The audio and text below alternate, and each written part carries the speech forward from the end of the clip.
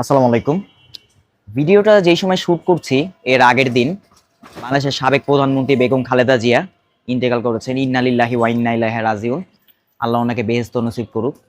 আপনি আসলে যেই রাজনৈতিক মতাদর্শে বিশ্বাসী হন না কেন, খালেদা জিয়াকে আপনার রেসপেক্ট করতেই হবে। হ্যাঁ, তো মূল কথায় আসি। জীবনের 18-19 বছর বয়স থেকে কাজ করা শুরু করছি।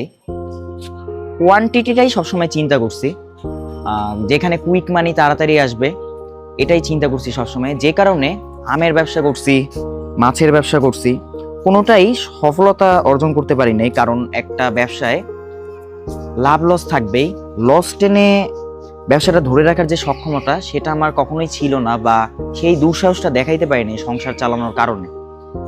তো কন্টেন্ট ক্রিয়েশনে আসার মূল লক্ষ্যটা ছিল হলো টাকা কামানো। এরপর আমি কিছুদিন টাইম নিলাম, 1 মাসের মতো টাইম নিলাম, যেহেতু আমি ডেলিভারি প্রফেশনটাকে রিপ্রেজেন্ট করি, ডেলিভারি ম্যান রিলেটেড এখানে আমার অনেক কিছু দেখানোর আছে, যেগুলো বা যেই ভিডিওগুলো আপনাদের জন্য অনেক ইম্প্যাক্টফুল হবে। এখন ফার্স্ট স্ক্রিনে আসলাম, মানুষের দেখলাম অনেকের অনেক ধরনের এক্সপেকটেশন। অনেকে মেসেজ দিয়ে, ফোন দিয়ে, বন্ধু বান্ধব, আত্মীয় স্বজন বললো যে তুই ট্রেন্ডিং কিছু বানা, ভাইরাল কিছু বানা, ফানি কিছু বানা।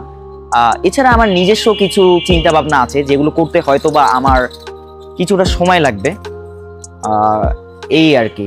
তো এতগুলো কথা বলার মূল কারণ হচ্ছে, জীবনে এই প্রথম এমন একটা কাজ করছি যেখানে সময়, শ্রম, ধৈর্য, হার্ডওয়ার্ক আগেও করতাম, কিন্তু এখন হয়তো একটু বেশি হচ্ছে।